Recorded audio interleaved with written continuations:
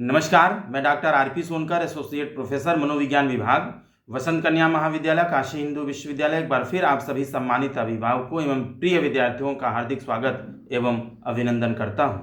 प्रिय विद्यार्थियों, आप सभी ने यूजी, पीजी एंड पीएचडी से रिलेटेड कई तरह के महत्वपूर्ण सवाल किए हैं, जिस पर आधारित मैं निश्चित रूप से आज आपसे बात करूंगा। मैं बिना देर किए उठाता हूं पहला सवाल, और पहला सवाल आया है संतोष मिश्रा जी के तरफ से। और संतोष मिश्रा जी जानना चाहते हैं कि सर, माइनर सब्जेक्ट चेंज होने का क्या नियम है। प्रिय विद्यार्थियों, मैं आपको बता दूं, और पिछले कई सारे वीडियोस में मैंने लगातार आपको बताया है कि इस बार एनईपी 2020 के हिसाब से जो एजुकेशन सिस्टम में जो चेंज हुआ है, उसके हिसाब से यूजी में आपका एडमिशन किया गया है।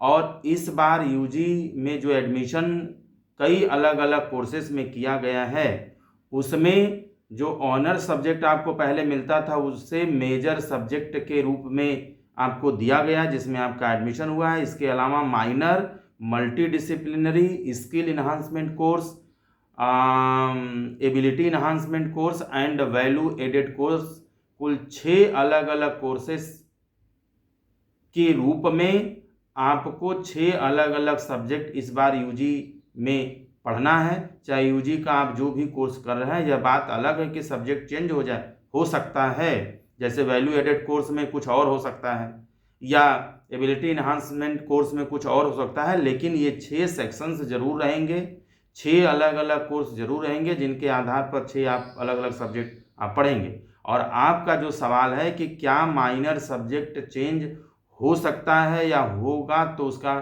क्या नियम है, होने का, चेंज होने का क्या नियम है। तो मैं इसीलिए आपको याद दिला रहा हूं कि माइनर का जो कंसेप्ट है वह इस बार यानी 2024-25 के एडमिशन से शुरू हुआ है। मैं आपको बता दूं कि आपका जो एडमिशन यूजी के अलग अलग कोर्सेज में हुआ था, जो मेजर सब्जेक्ट आपको मिला था, वह आपके CUET NTA स्कोर के आधार पर मिला था। और जो माइनर अलॉटमेंट आपको किया गया था, यह आपके एडमिशन होने के बाद आपके कॉलेज के द्वारा या आपके सेंटर के द्वारा किया गया, जहां पर आपका एडमिशन हुआ था।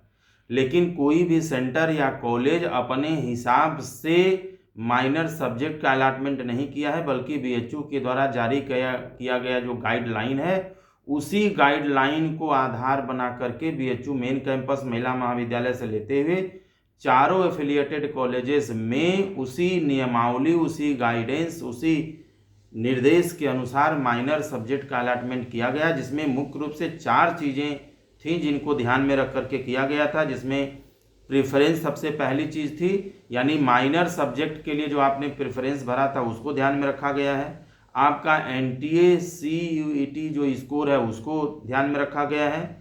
रिजर्वेशन जो पॉलिसीज़ है, जो नियम है, उसको ध्यान में रखा गया है। और साथ ही साथ कॉलेज में माइनर सब्जेक्ट के रूप में जो सीटें निर्धारित हैं, उस पर ध्यान दिया गया है। तो प्रेफरेंस चूँकि आपने भरा है माइनर सब्जेक्ट के लिए, 1, 2, 3, 4, 5 जितने भी प्रेफरेंसेस आपने भरे होंगे आपको मालूम होगा। NTA स्कोर आपको मालूम ही है, और रिजर्वेशन पॉलिसी आपको मालूम ही है। तो ये सारी चीज़ें बीएचयू की तरफ से गाइडलाइन जारी की गई थी, जिसको आधार मान करके बीएचयू मेन कैंपस और सभी एफिलिएटेड कॉलेजेस में माइनर सब्जेक्ट का अलॉटमेंट किया गया है। अब रह गई बात निर्धारित सीटों का, तो निर्धारित सीट अलग अलग कॉलेज अलग अलग सब्जेक्ट में अपने अपने तरीके से किया है। यानी हर सब्जेक्ट में माइनर के रूप में कितनी सीटों की लिमिट होगी, सीटों की संख्या कितनी होगी, यह कॉलेज ने अपने तरीके से डिसाइड किया है। माइनर के लिए ज़्यादातर कोशिश यही किया गया है कि जो मेजर की सीट है जितनी, उतना ही सीट माइनर के लिए भी निर्धारित की गई हैं। तो मैं बार बार कह रहा हूं कि जो सीटें निर्धारित की गई हैं कॉलेज के लेवल पर, सेंटर के लेवल पर, ये 4 ऐसे महत्वपूर्ण कसौटियां हैं, क्राइटेरियाज हैं, जिनके आधार पर माइनर सब्जेक्ट का जो निर्धारण है वो किया गया, जिसमें सबसे महत्वपूर्ण रोल अदा करता है आपके द्वारा भरा गया प्रेफरेंस। आपने जिस प्रेफरेंस जैसे भरा होगा, उसी के आधार पर CUET स्कोर को देखते हुए, रिजर्वेशन पॉलिसी को देखते हुए, सीटों की संख्या को देखते हुए कॉलेज ने आपको माइनर सब्जेक्ट अलॉट किया होगा। तो मैं आपको यहाँ ये भी बता दूं कि माइनर सब्जेक्ट अलॉट करने का इन 4 क्राइटेरिया के अलावा कोई और तरह का नियम नहीं है। कई बार कई सारी चीज़ें कॉलेज के, जैसे सीटों की संख्या के बारे में जो मैं बात कर रहा हूँ, इसमें थोड़ा सा फ्लेक्सिबिलिटी कॉलेज के द्वारा किया जा सकता है, थोड़ा सा परिवर्तन किया जा सकता है, लेकिन इन नियमों के साथ, इन कसौटियों के साथ किसी भी तरह का समझौता नहीं किया गया है।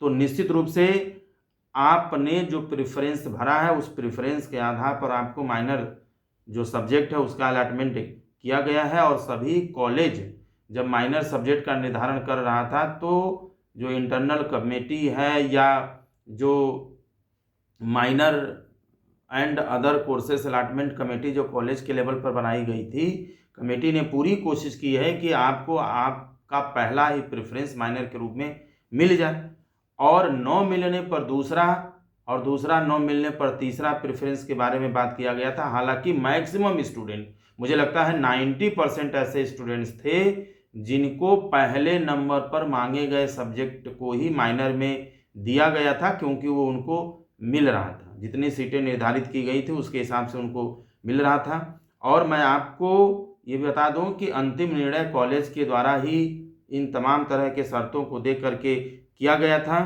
और इसके अलावा मैं आपको बता दूं कि अगर इसके बावजूद भी आपको लगता है कि आप अपने माइनर सब्जेक्ट से खुश नहीं हैं, तो सबसे बड़ा प्रश्न यही उठता है कि अगर आप खुश नहीं हैं तो आपने जो प्रेफरेंस भरा था वो किस तरीके से भरा था। प्रेफरेंस तो आपने भरा था और आप ही के प्रेफरेंस पर पहला ही प्रेफरेंस देने की कोशिश कॉलेज के द्वारा की गई है। उसके बावजूद भी अगर आपको माइनर सब्जेक्ट में मिला हुआ सब्जेक्ट पसंद नहीं है तो निश्चित रूप से आप एप्लीकेशन लिख सकते हैं, इंटरनल एडमिशन कमेटी से आप संपर्क कर सकते हैं, कॉलेज से संपर्क कर सकते हैं। निश्चित रूप से आपकी समस्या का समाधान किया जाएगा। और मैं बार बार आपको बताता हूं कि माइनर में अगर आपका एडमिशन बीए सोशल साइंस में हुआ होगा तो सोशल साइंस में मुख्य रूप से 5 सब्जेक्ट आते हैं, 5 में से 1 सब्जेक्ट आपको माइनर मेजर में मिला होगा, तो बचे हुए 4 सब्जेक्ट में से ही आपके प्रेफरेंस के आधार पर, आपके इंडेक्स के आधार पर एक सब्जेक्ट माइनर के रूप में अलॉट किया गया होगा। फिर भी यदि आपको पसंद नहीं है तो निश्चित रूप से आप कॉलेज में इंटरनल कमेटी से बात कर सकते हैं, एक रिक्वेस्ट कर सकते हैं, एक एप्लीकेशन आप जमा कर सकते हैं। निश्चित रूप से आपकी समस्या का समाधान कॉलेज के लेवल पर किया जाएगा। दूसरा सवाल लेते हैं जो राहुल राज जी की तरफ से आया है और आप जानना चाहते हैं कि क्या हम अपना ऑनर्स सब्जेक्ट चेंज कर सकते हैं। देखिए, अगर आप पुराने स्टूडेंट हैं, यानी आपका एडमिशन 2023-24 सेशन में पिछले साल हुआ है या उससे पहले हुआ है, तो आप ओल्ड स्टूडेंट हैं और आप अपने ऑनर्स सब्जेक्ट को निश्चित रूप से चेंज कर सकते हैं। और ऑनर्स को चेंज करने का मुख्य रूप से 3 क्राइटेरिया कसौटी है। पहली क्राइटेरिया है कि सब्जेक्ट की डिमांड कितनी है।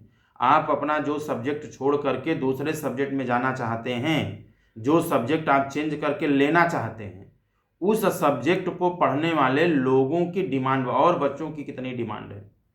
अलग अलग सब्जेक्ट को छोड़ करके उसी सब्जेक्ट में सारे बच्चे जाना चाहते हैं जो आप पढ़ना चाहते हैं, जिसमें आप जाना चाहते हैं, तो निश्चित रूप से दूसरे सब्जेक्ट में छोड़ने पर सीटें खाली होंगी, लेकिन जिस सब्जेक्ट में आप जाना चाहते हैं वहाँ भीड़ ज़्यादा होगी। तो इसीलिए मैं कह रहा हूँ कि जिस सब्जेक्ट में आप जाना चाहते हैं उस सब्जेक्ट के पढ़ने वाले बच्चों की संख्या कितनी है, डिमांड कितनी है, और छोड़ने वाले बच्चों की संख्या कितनी है।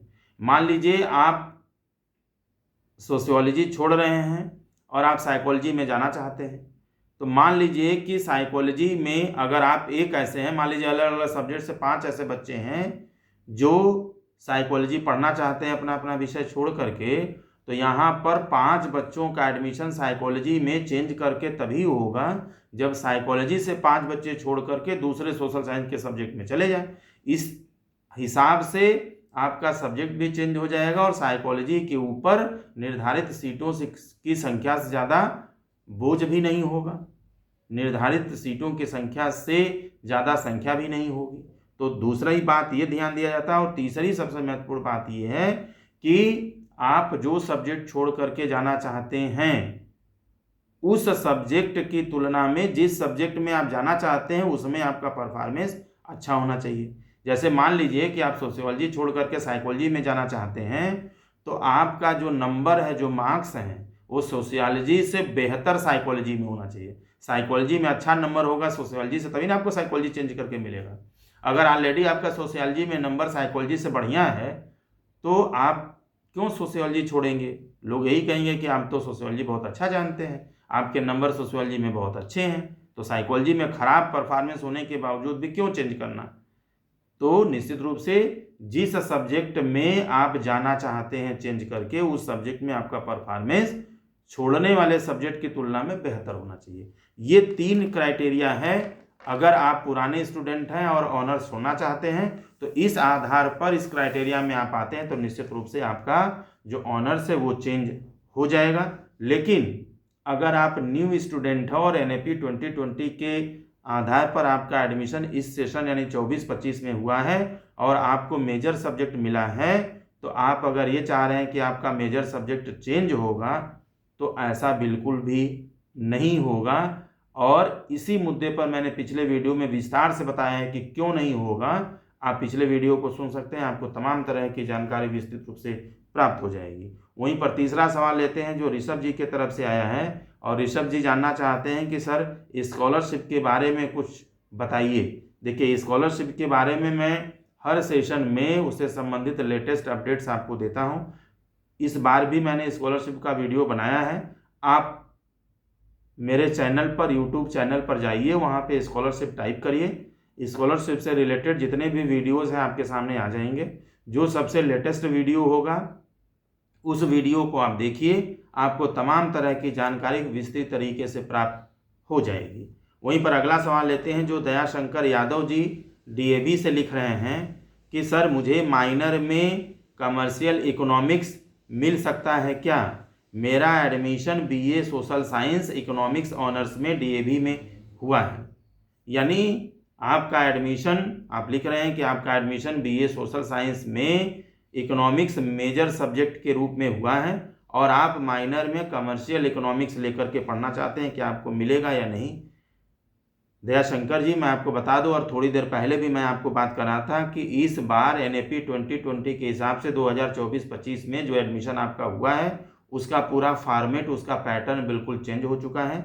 इस बार माइनर के साथ साथ major, multidisciplinary, skill enhancement course, ability enhancement course and value added course, 6 अलग अलग तरह के कोर्स इस बार शामिल किए गए हैं। और आपका जो सवाल है कि क्या माइनर में आपको कमर्शियल इकोनॉमिक्स मिल सकता है कि नहीं, अगर आपका सोशल साइंस में एडमिशन हुआ है तो सोशल साइंस में मुख्य रूप से कुल 5 सब्जेक्ट होते हैं, जिसमें से आपको इकोनॉमिक्स ऑनर्स मिल चुका है।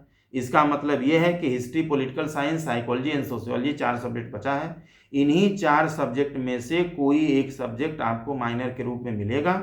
और माइनर के रूप में कौन सा सब्जेक्ट आपको मिलेगा, ये आप माइनर के लिए जब प्रेफरेंस भर रहे होंगे वहाँ निश्चित रूप से आपने भरा होगा। लेकिन मैं आपको बता दूं कि सिर्फ इन्हीं 4 सब्जेक्ट में से कोई एक सब्जेक्ट आपको माइनर के रूप में मिलेगा। चूँकि कमर्शियल इकोनॉमिक्स सोशल साइंस का मुख्य सब्जेक्ट नहीं है, बल्कि यह इकोनॉमिक्स का एक पार्ट है, इसलिए इसे एक सब्जेक्ट के रूप में मान्यता नहीं मिली है जैसे बाकी सब्जेक्ट हैं history, political science, psychology and sociology.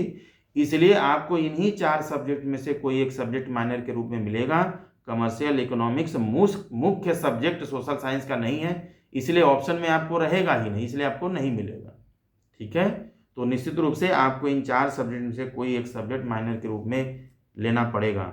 वहीं अगला सवाल लेते हैं जो आभास कुमार जी की तरफ से आया है, और आभास कुमार जी लिख रहे हैं कि सर मैं इस समय 3rd सेमेस्टर का विद्यार्थी हूँ। मेरा फर्स्ट सेमेस्टर में 2 पेपर में बैक लग गया था। अब मुझे इसके लिए क्या करना होगा, इसका परीक्षा कब होगा? आभास कुमार जी, मैं आपको बता दूं कि अगर आप 3rd सेमेस्टर में हैं, 2nd ईयर में हैं, फर्स्ट सेमेस्टर में अगर आपका 2 पेपर में बैक लग गया है तो निश्चित कोई ना कोई कारण होगा, आप बेहतर तरीके से जानते हैं। लेकिन आपको इसके बावजूद भी परेशान होने की ज़रूरत नहीं है। इस समय 3rd सेमेस्टर यानी UG 3rd सेमेस्टर की जो परीक्षा है वह 28 नवंबर 2024 यानी इसी महीने में कुछ दिनों के बाद शुरू होगी। आप 3rd सेमेस्टर का एग्जामिनेशन जो शेड्यूल है उस शेड्यूल के हिसाब से दीजिए। साथ ही साथ यूजी फर्स्ट सेमेस्टर की परीक्षा 21 जनवरी 2025 से होना तय है। अगर हम एकेडमिक कैलेंडर 24-25 की बात करें, हालांकि टाइम टेबल अभी तक जारी नहीं किया गया है, तो 21 जनवरी 2025 से जब फर्स्ट सेमेस्टर का पेपर होगा तो जो पेपर आपका छूटा हुआ है, जिस पेपर में बैक लगा हुआ है, उस पेपर को आप अपने थर्ड सेमेस्टर के पेपर के साथ इस बार दे सकते हैं। आपका दोनों रिजल्ट इसी साल, यानी थर्ड सेमेस्टर फर्स्ट सेमेस्टर दोनों इसी साल क्लियर हो जाएगा और आपको थर्ड ईयर में किसी भी तरह की प्रॉब्लम नहीं होगी और आप 3 साल के अंदर अपने यूजी का जो कोर्स है उसको पूरा कर लेंगे। आपको डिग्री भी सभी बच्चों के साथ आपको मिल जाएगी। और यदि कोई विशेष और जानकारी चाहिए तो निश्चित रूप से जिस कॉलेज में आपका एडमिशन हुआ है उस कॉलेज में आप ऑफिस से संपर्क कर सकते हैं। बहुत ही विस्तृत तरीके से आपको बता दिया जाएगा, आपकी समस्याओं का समाधान किया जाएगा। अगला सवाल लेते हैं जो नम्रता पांडे जी की तरफ से आया है। आप पीजी की स्टूडेंट हैं और आप जानना चाह रही हैं कि सर पीजी सेमेस्टर फर्स्ट का एग्जामिनेशन पीजी सेमेस्टर फर्स्ट का एग्जामिनेशन 12 दिसंबर 2024 से बताया जा रहा है, जबकि दिसंबर में यानी 14 दिसंबर को बीएचयू का कन्वोकेशन या दीक्षांत समारोह भी होगा। तो क्या हमारा एग्जामिनेशन 12 दिसंबर से होना संभव है?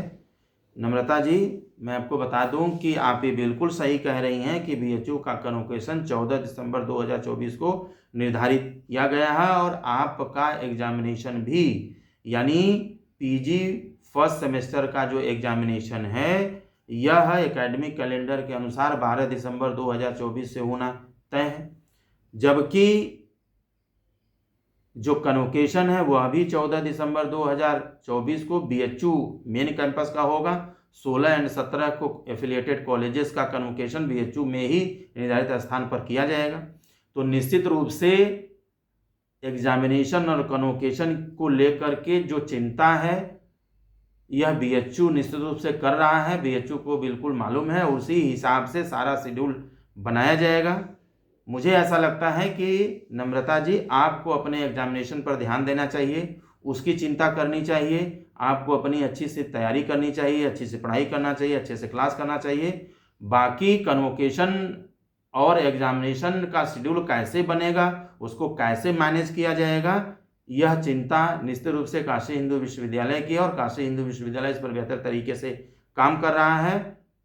आपको सिर्फ अपनी पढ़ाई करनी है, अपनी क्लास करनी है, अपनी अच्छे से तैयारी करनी है, जिससे अच्छे तरीके से आप लिख पाएँ, अच्छा परफॉर्मेंस कर पाएँ, अच्छे नंबर आपको मिल पाए। निश्चित रूप से आप अपनी पढ़ाई पर ध्यान दीजिए। बाकी मैं आपको यह विश्वास दिला दूं कि काशी हिंदू विश्वविद्यालय के द्वारा जो भी शेड्यूल जारी किया जाएगा उस शेड्यूल में बीएचयू कन्वोकेशन के डेट को निश्चित रूप से ध्यान दिया जाएगा और आपका कोई भी ऐसा एग्ज़ाम नहीं होगा जिस दिन 2 तरह की एक्टिविटीज़ हो और दोनों चीज़ आपको करना जरूरी हो, यानी कन्वोकेशन और एग्जामिनेशन दोनों एक साथ नहीं होगा। निश्चित रूप से एग्जामिनेशन कन्वोकेशन के पहले होगा या कन्वोकेशन के बाद होगा। कोई भी तरह का जो शेड्यूल्ड है वह एक दूसरे से क्लैश नहीं करेगा, आपका कोई भी नुकसान नहीं होगा। निरंतर काशी हिंदू विश्वविद्यालय इन मुद्दों पर काम करता है, क्योंकि सिर्फ एग्जामिनेशन एंड कन्वोकेशन की बात नहीं है बल्कि कई सारी चीज़ें एक साथ चलेंगी। जैसे आपका एग्जामिनेशन भी होगा, कन्वोकेशन भी होगा, आपके क्लासेस भी चलेंगी, आपका असेसमेंट भी साथ में होगा। ठीक है, तमाम तरह के लोग एग्जामिनेशन में ड्यूटी भी करेंगे, अपनी क्लास भी लेंगे, कॉपियां भी चेक करेंगे, एग्जामिनेशन भी कराएंगे, कन्वोकेशन में भी रहेंगे। सब काम काशी हिंदू विश्वविद्यालय में एक तरीके से लगातार समानांतर रूप से चलता रहेगा। इसकी चिंता आपको नहीं करनी है। सिर्फ आपको एक ही चिंता करनी है कि आप अपनी पढ़ाई अच्छे से करें, आप अपनी क्लास अच्छे से करें। बाकी एग्जामिनेशन शेड्यूल और कब कैसे क्या होगा ये सारी की सारी चिंता आप काशी हिंदू विश्वविद्यालय पर छोड़ दीजिए। अगला सवाल लेते हैं जो अंशिका सिंह जी के तरफ से आया है और आप जानना चाहती हैं कि सर पीएचडी का एडमिशन कब होगा। अंशिका जी, मैं आपको बता दूं कि पीएचडी बीएचयू पीएचडी एडमिशन से संबंधित कोई भी नोटिफिकेशन नया नोटिफिकेशन जारी नहीं किया गया है। बीएचयू की ऑफिशियल वेबसाइट bhuonline.ac.in पर जो पुराना जो नोटिफिकेशन जारी किया गया है वो नोटिफिकेशन मार्च 2024 का है, जो पीएचडी का लेटेस्ट सबसे वही नोटिफिकेशन है, यानी हाल ही में पीएचडी से संबंधित कोई नोटिफिकेशन जारी नहीं किया गया है। और निश्चित रूप से उस नोटिफिकेशन में जो मार्च 2024 में पीएचडी एडमिशन संबंधित नोटिफिकेशन बीएचयू के ऑफिशियल वेबसाइट पर जारी किया गया, उसमें पीएचडी एडमिशन संबंधित कई सारे निर्देश लिखे गए हैं, जिनको आप जा कर के देख सकते हैं। और अभी तक मैं बता रहा हूं कि न तो नया कोई नोटिफिकेशन उसके बाद बीएचयू की तरफ से पीएचडी एडमिशन से संबंधित जारी किया गया है, और न ही इस समय ऑनलाइन पीएचडी का फॉर्म भरा जा रहा है। आप लगातार बीएचयू के संपर्क में रहें, बीएचयू के ऑफिशियल वेबसाइट को खंगालते रहें, और अगर पीएचडी एडमिशन संबंधित कोई लेटेस्ट अपडेट्स आपको चाहिए तो मेरे पिछले वीडियो को आप निश्चित रूप से सुन सकते हैं, जो मैंने विशेष रूप से पीएचडी एडमिशन में इस बार चेंज क्या क्या हुआ है, क्या क्या नई नई क्राइटेरिया को लागू किया गया है, इस बार पीएचडी एडमिशन का बेस क्या होगा, पर मैंने विस्तार से बताया है। आप निश्चित रूप से उस पीएचडी एडमिशन पर आधारित वीडियो को सुन सकते हैं, विस्तृत जानकारी आपको मिल जाएगी। अगला सवाल लेते हैं जो सुनीता चौबे जी की तरफ से आया है, और सुनीता जी लिख रही हैं कि सर मेरा एडमिशन फॉर्म अभी तक नहीं भर पाया, अभी तक मैं अपना एडमिशन फॉर्म जो अभी तक नहीं भर पाई हूँ, मैं क्या करूँ, इससे मुझे एग्जामिनेशन देने में कोई दिक्कत तो नहीं होगी? सुनीता जी, अभी तक अगर आप अपना एडमिशन फॉर्म अभी तक आप एग्जामिनेशन फॉर्म अपना नहीं भर पाई हैं, तो निश्चित रूप से मैं आपको बता दूं कि आप सभी विद्यार्थियों को, यानी बीएचयू में यूजी और पीजी के सभी स्टूडेंट्स के लिए जो उनका जो एग्जामिनेशन फॉर्म था उसको भरने का जो लास्ट डेट पहली बार डिसाइड किया गया था वह 9 नवंबर 2024 तक था। आप ही जैसे बहुत सारे विद्यार्थियों ने अपना एग्जामिनेशन फॉर्म निर्धारित जो डेट था यानी 9 नवंबर तक नहीं भर पाए बहुत सारे विद्यार्थी, तो उनकी समस्याओं को, उनके रिक्वेस्ट को देखते हुए काशी हिंदू विश्वविद्यालय ने आपके एग्जामिनेशन फॉर्म के भरने के डेडलाइन को, लास्ट डेट को 1 सप्ताह तक बढ़ा करके अब 16 नवंबर 2024 तक कर दिया है। इसलिए आप सभी लोगों से मेरा विनम्र निवेदन है कि आप सभी लोग 16 नवंबर 2024 से पहले, आप यूजी पीजी किसी भी सेमेस्टर के स्टूडेंट हैं, आप अपना एग्जामिनेशन फॉर्म 16 नवंबर 2024 से पहले निश्चित रूप से आप भर दें, क्योंकि अगर आप 16 नवंबर 2024 तक अपना एग्जामिनेशन फॉर्म नहीं भरते हैं तो निश्चित रूप से दोबारा आपको मौका नहीं मिलेगा। आप सभी से विनम्र निवेदन है कि इसको आप भरें, और किसी तरह की समस्या हो रही है तो आप संबंधित कॉलेज में जो ऑफिस है, जो लोग इस काम को देख रहे हैं, उनसे आप संपर्क कर सकते हैं। आपकी समस्याओं का निश्चित रूप से निदान किया जाएगा।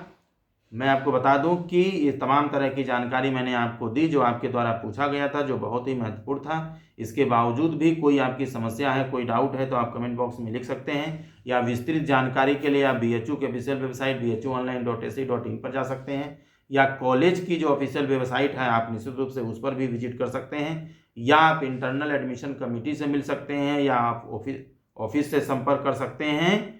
निश्चित रूप से आपके समस्याओं का समाधान किया जाएगा। मैं ये तमाम तरह की जानकारी बीएचयू के द्वारा जारी किए गए नोटिफिकेशन के आधार पर और इस कार्य को करने वाले जो एक्सपर्ट्स हैं, जो इन तमाम तरह के जिम्मेदारियों का निर्वहन कर रहे हैं, उन एक्सपर्ट्स से बातचीत के आधार पर मैं आपको दे रहा हूं। मैं आपको बता दूं कि बीएचयू की तरफ से कोई आधिकारिक सूचना नहीं है, बल्कि मैंने इन्हीं नोटिफिकेशन के आधार पर और एक्सपर्ट से बातचीत करने के आधार पर तमाम तरह का इन्फॉर्मेशन मैं आपको दे रहा हूं। मैंने सही और वैध जानकारी देने की पूरी कोशिश की है। फिर भी किसी तरह का सूचना परिवर्तन होता है तो विश्वविद्यालय और कॉलेज के द्वारा बनाया गया मापदंड ही मान्य होगा। आप सभी लोग खुश रहें, अपना ख्याल रखें, खूब मन से पढ़ें, स्वस्थ रहें। आप सभी को आपके एग्जामिनेशंस की, आपके फ्यूचर की, आपके करियर की बहुत सारी शुभकामनाएं।